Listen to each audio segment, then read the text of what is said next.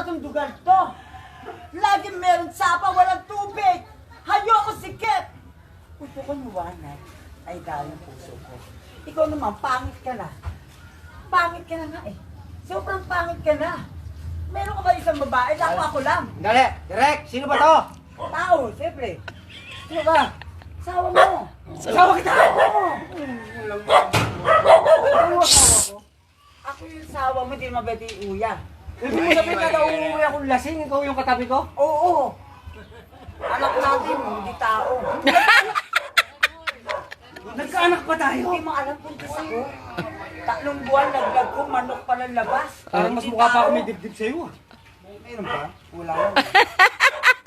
Ano ba yung bahay natin? Ang dali na bang pinupuputak ng butsi mo?